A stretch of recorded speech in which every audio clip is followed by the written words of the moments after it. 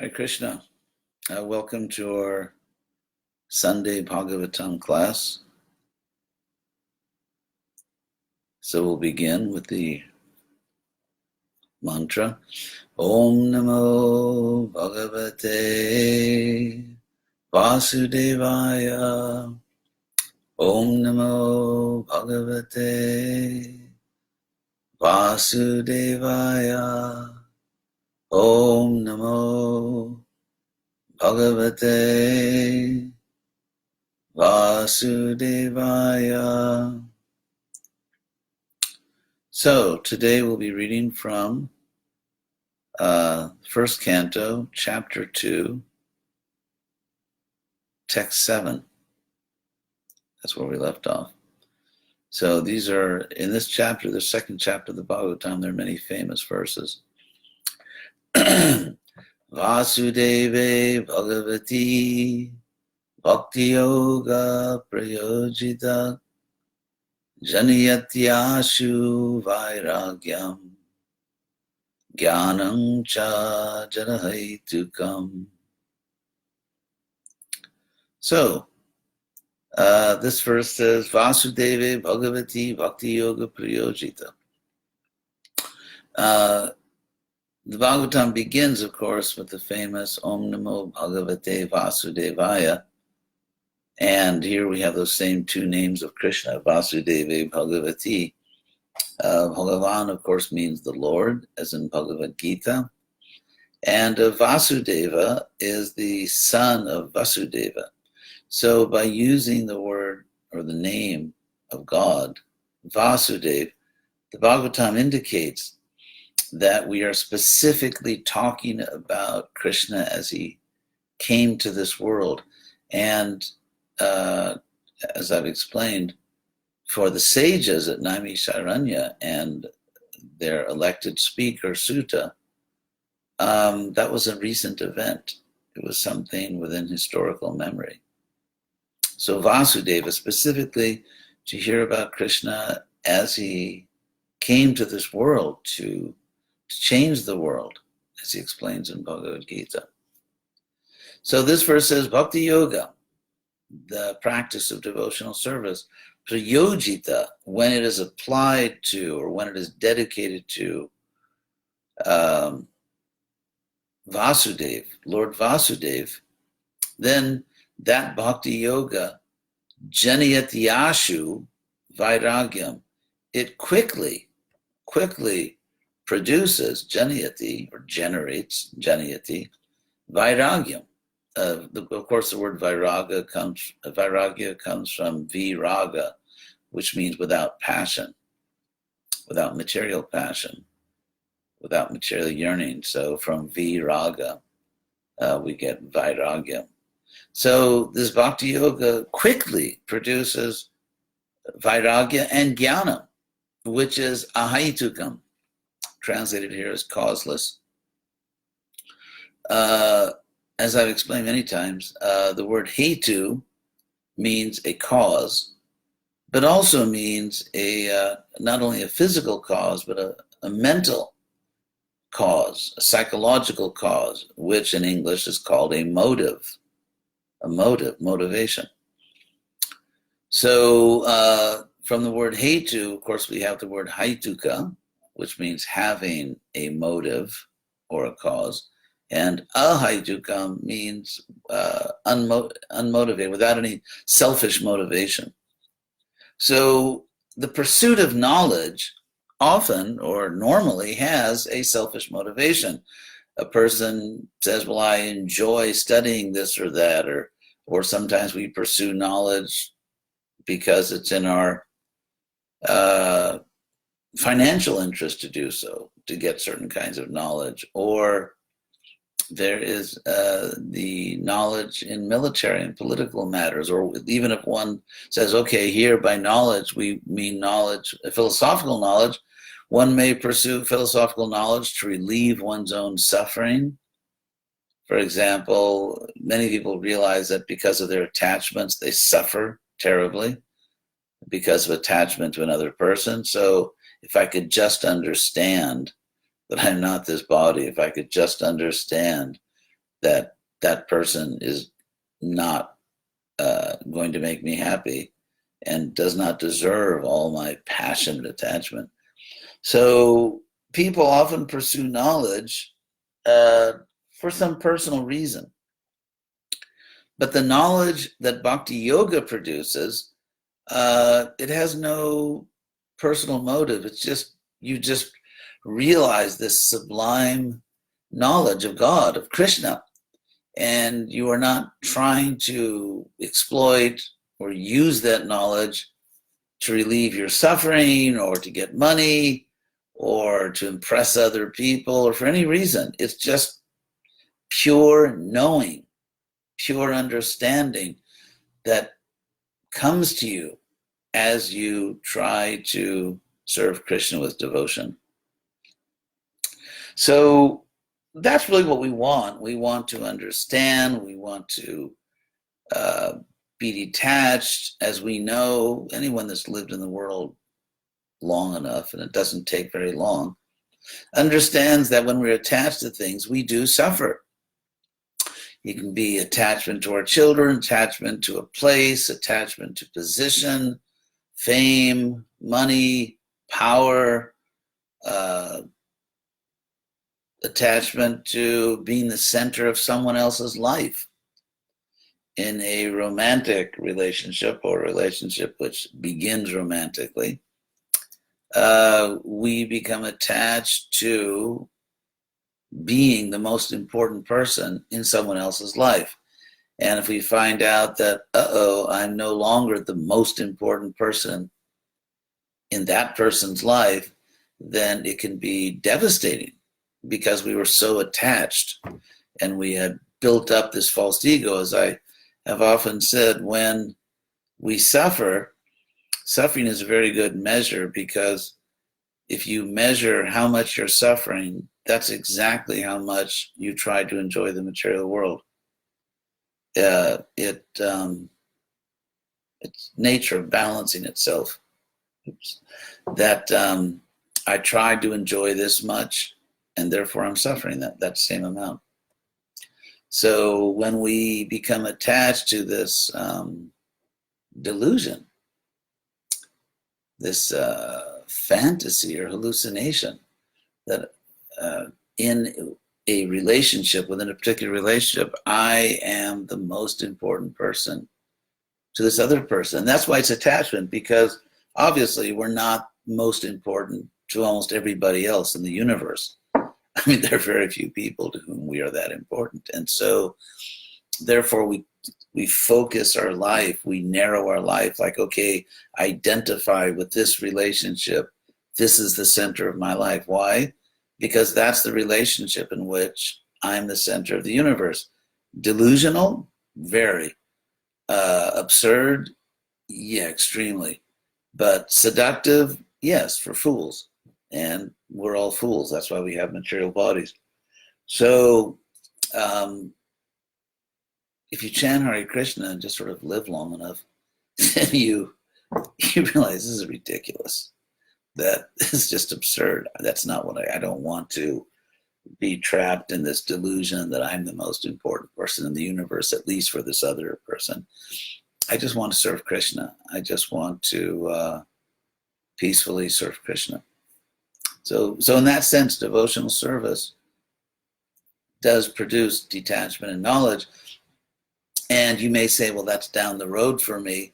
But actually, we have our moments. For example, if you just cry out to Krishna or offer a very sincere prayer to Krishna, or you're just having a good day in Krishna consciousness, then it comes. This detachment and knowledge actually comes. So it may not last. It may take a while before we become completely steady in this detachment and knowledge, but it will come.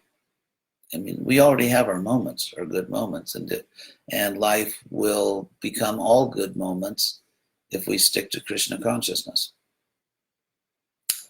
So we'll go to the next verse. Dharmak swanushtitap pungsam vishwaksena kathasujak notpada yed yadiratim samaiva hikevalam. So this is a common theme in the Bhagavatam. It's very important, especially now that so many devotees are becoming more worldly, you could say, or adopting more and more, you could say, at least some of the sort of normal standards of behavior and even moral standards of the world they live in. Because after all, most devotees nowadays don't live in Hare Krishna temples. I can't say that I do, unless I consider my little ashram a Hare Krishna temple. But if we have a life in which we have family and we work, we have a job, even if someone just has a job, it means most of the time, that devotee is out there in the world. I mean, maybe a good devotee, maybe a devotee is thinking of Krishna, but still, we're out there in the world. And then we associate with other devotees who are out there in the world, and we may make friends among non-devotees. These are natural processes, but the consequences are just as natural, which means more and more, inevitably, we identify with the world we actually live in. So if we are living out there in the world, and that's the world we really live in, then there's a tendency to identify with the world's standards. So if you're surrounded by people that say it's okay to do something, just by normal social psychology, I can begin to think it's okay to do that because everyone around me supports me in doing that. And in that way, by bad association, or simply by mundane association, people we associate with may not be evil, they may simply be mundane, they may simply be in the bodily concept of life, and that rubs off. And so so then what we see is there's a tendency, which is very clear among many devotees, to as Krishna says in the Gita in chapter 12, if you can't do this, do that. And so there's sort of a revalidating of, you could say, mundane, what Prabhupada would call mundane welfare work, or just being a good person. I absolutely advise everyone, even in the material sense, be a good person. But there's a tendency to think that, well, that's enough. If I'm a good person, I'm a devotee ultimately, but it kind of stays there in the ultimate dimension. So I'm ultimately a devotee, but in my practical daily life, I just try to be a good person, and there's really some value in that. So, true, there is some value, but what is the value? Because here the verse says dharma. The word dharma, of course, means your duty. Basically, doing dharma, here it says su anustita. Anustita, stita is like in English standing, like to stand in something, stanam in Sanskrit. To stand in something, to abide by something, to stick to something in the sense of standing in.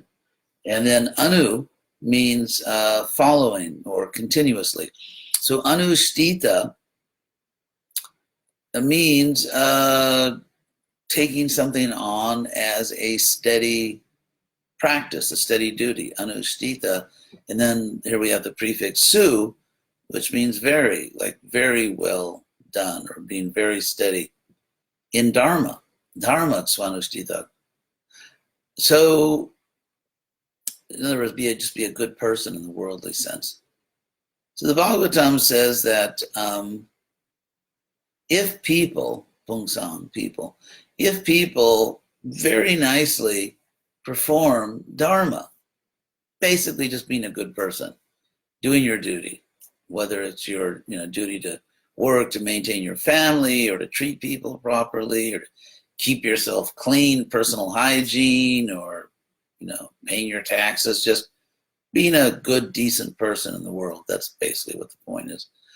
Dharma swanushitat pungsang vishwaksena kata sujat no pada yejat yirtim. But if that dutifulness, if that being a nice person in the world does not produce in you, rati, love, a love for, attachment to Vishwaksena Kathas, for narrations about Krishna, talking about Krishna, hearing about Krishna.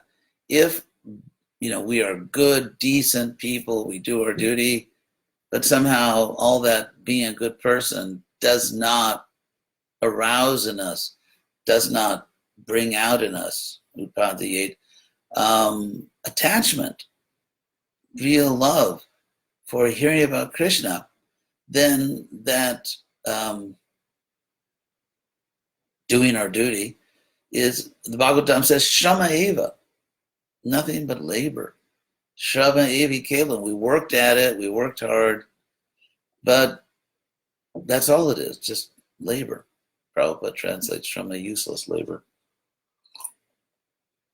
We just worked hard, but at the end we had nothing to show, really. Although in the Bhagavad Gita, Krishna says that if you do your duty and you're a good person, you will be elevated. But as we know, the cycle of birth and death is a cycle. The word cycle means like a bicycle, round. A cycle is something that goes around. A circle, the word circle, cycle.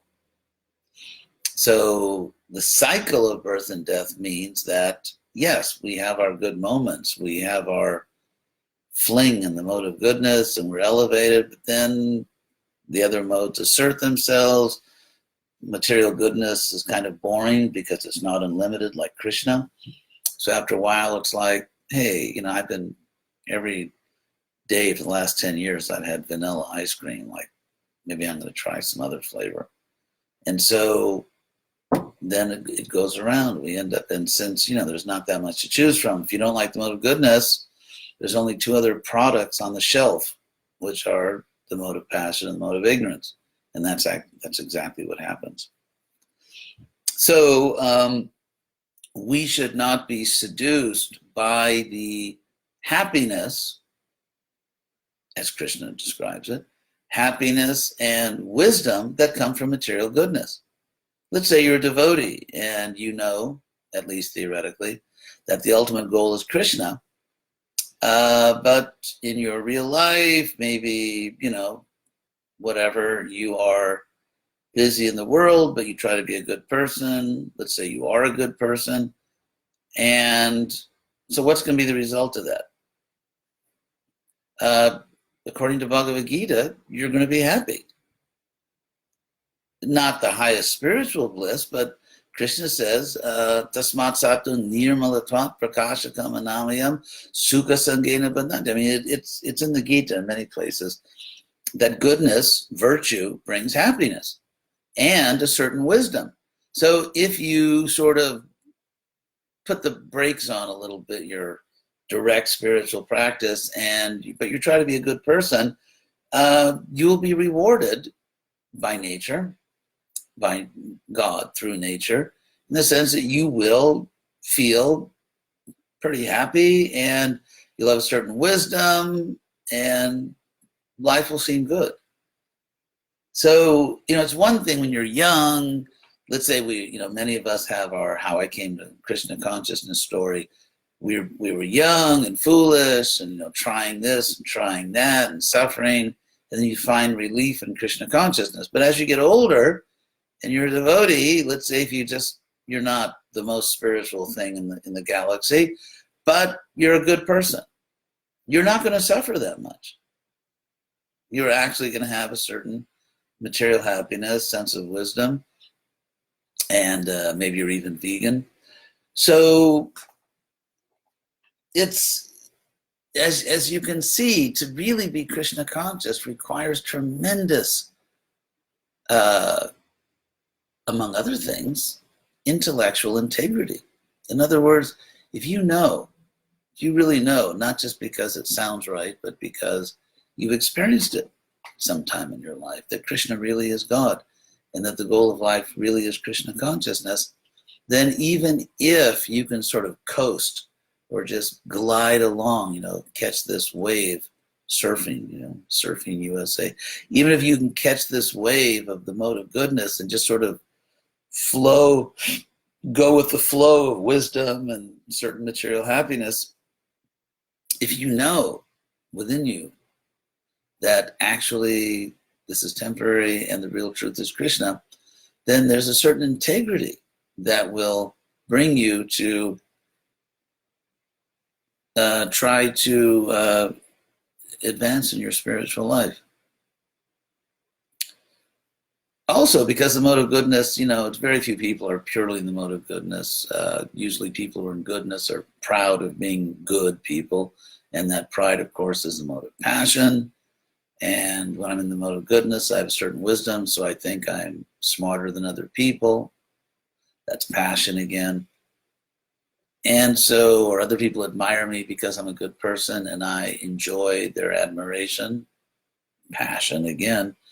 And so in this world, the modes tend to be mixed. And so I'm trying to explain this verse that if we are not really Krishna conscious, if we're not attracted to Krishna, but we live good lives, and we're sort of happy and wise, ultimately that's going to lead to nothing but more trouble, because it's binding us to the material world, as Krishna says. So maybe we'll do one more verse. Dharmasya hyapa vargyasya nartartayo pakalpate nartasya dharmaikantasya kamo lavaya hismrita. Indeed, this verse says, Dharma is really meant for liberation, spiritual liberation. Apavarga means liberation. Here we have a derivative word, apavargyas, which means a life of liberation, or something that is meant for liberation. So Dharma is actually meant for liberation, not simply being a good person in this world and being happy and wise materially. And so we're sort of going through Dharmartha, Kama, Moksha. Those are the Purusharthas or Pumarthas, the goals of human life. So the Bhagavatam is going to go through that list. And the point's going to be that there's really only one ultimate purpose in life, and that's Krishna consciousness. And of course, Dharma plays a role, and Artha, which is economics, taking care of your material needs, that plays a role, and Kama, desire, that also is something you can't completely ignore.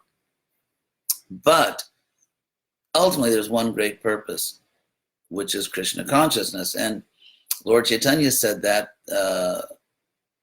prema pumartha mahan, that there are these pumarthas or purusharthas, goals of human life.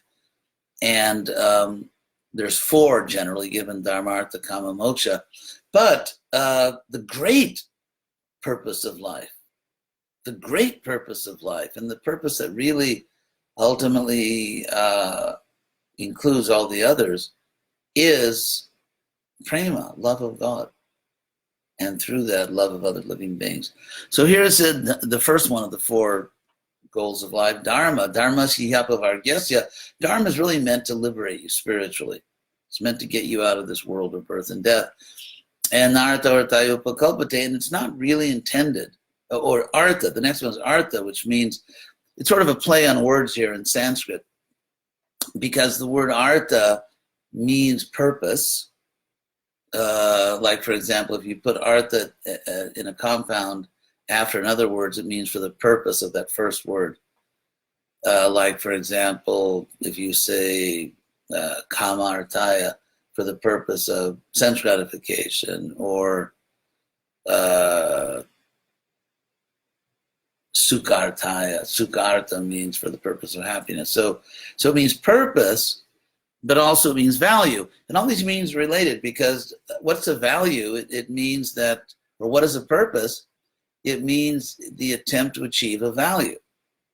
Like if you, let's say, cook rice, then the cooking has a purpose. The purpose is to offer and eat the rice. So because you place value on eating, because you place value on staying alive, therefore you cook. And so whenever you say you have a purpose, that logically requires that you value something, because unless you value something, you can't have a purpose. So therefore the word artha means value, it means purpose. And through value, it means money or just whatever is of value. People have different different currencies, like sometimes like we read in India, it's like little seashells or something, or it can be coins, it can be bills, it can be digital instruments, it can be gold. So, but value is assigned to something, and then that becomes money or currency. So therefore that in artha also means that.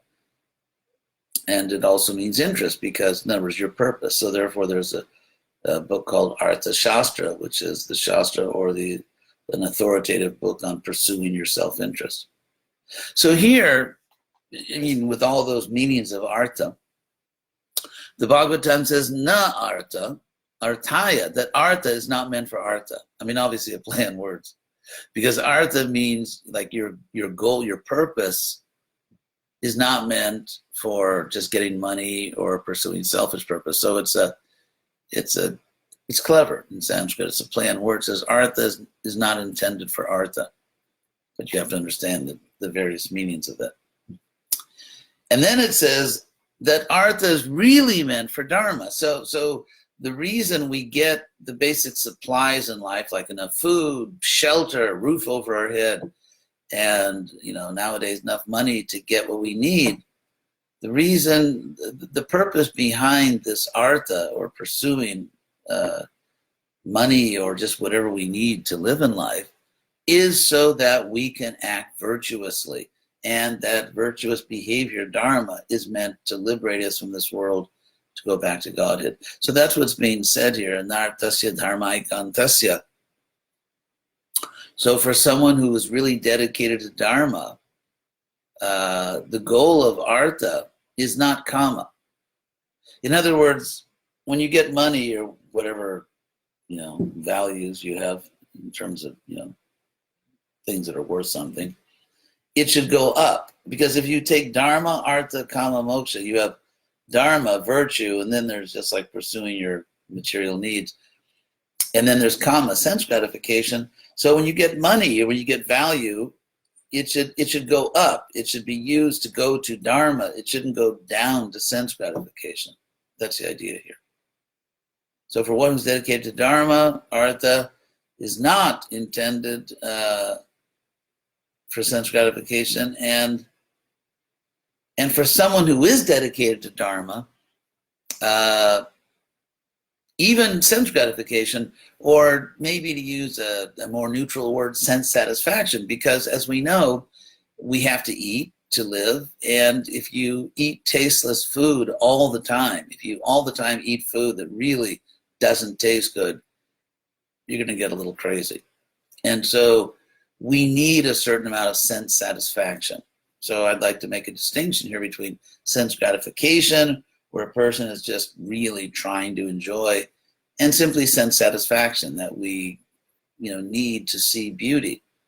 For example, I remember I read an article that in Manhattan or New York, somewhere, maybe it's the Bronx, in some lower class neighborhood where it's all just ugly buildings and there's nothing natural there. And so a teacher in the school had the children for maybe 15, 20 minutes a day just lie on their backs and look up at the sky, because it was, the only way you can see the sky there. There's so many buildings, you have to lie down your back to see the sky. And it improved the children's behavior. So seeing something beautiful, seeing nature, having reasonably tasty food, and for most people, getting married and having intimate contact with the opposite sex.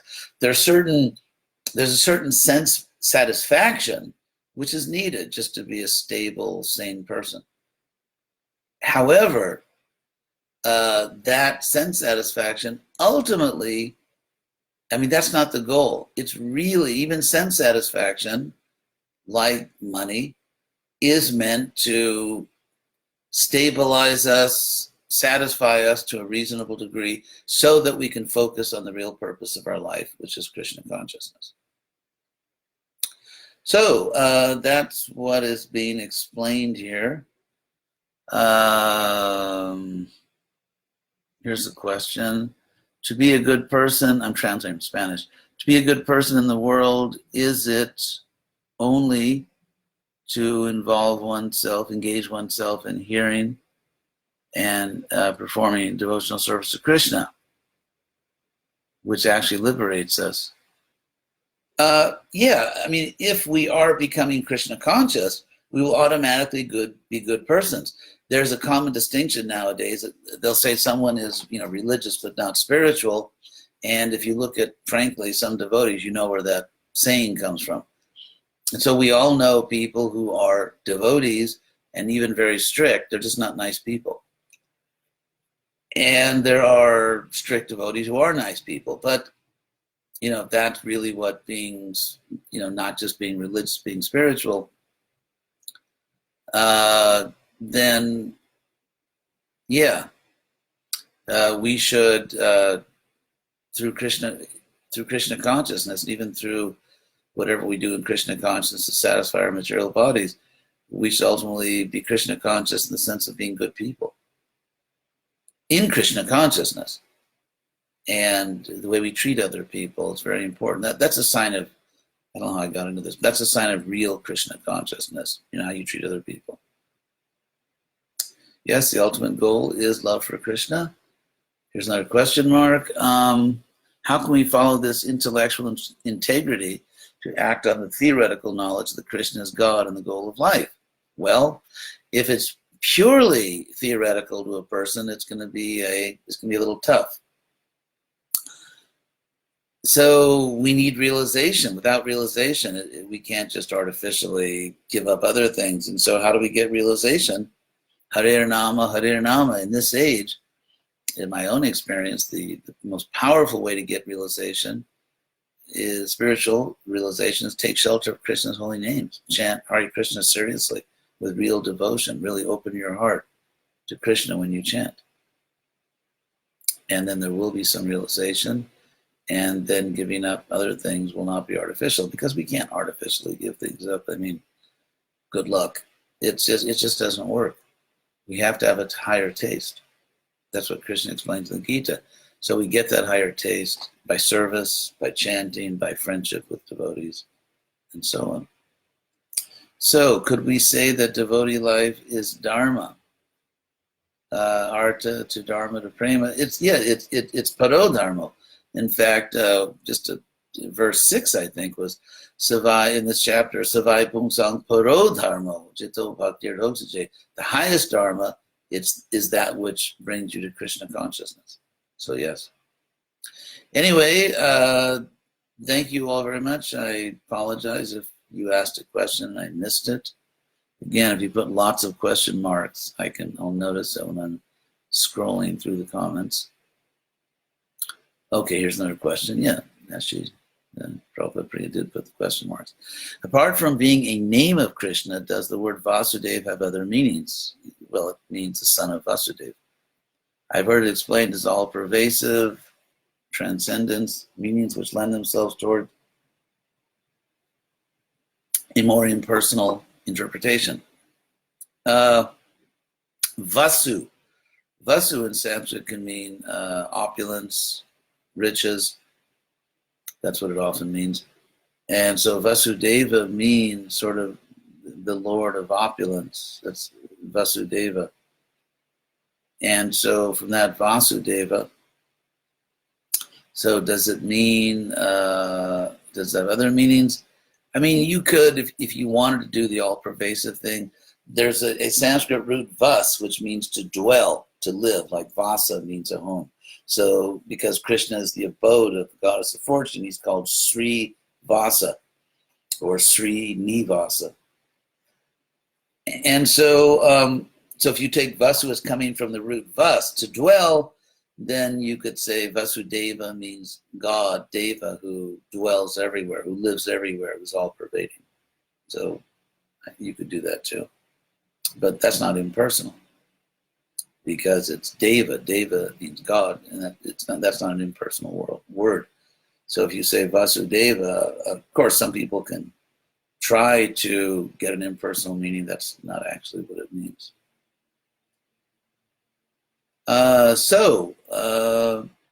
thank you all very much. Thank you all for listening. And I hope the world will still be here next Sunday, and we'll see you all again. Or actually, you'll see me, but I won't see you, unfortunately, because of the limitations of this technology. So, Hare Krishna.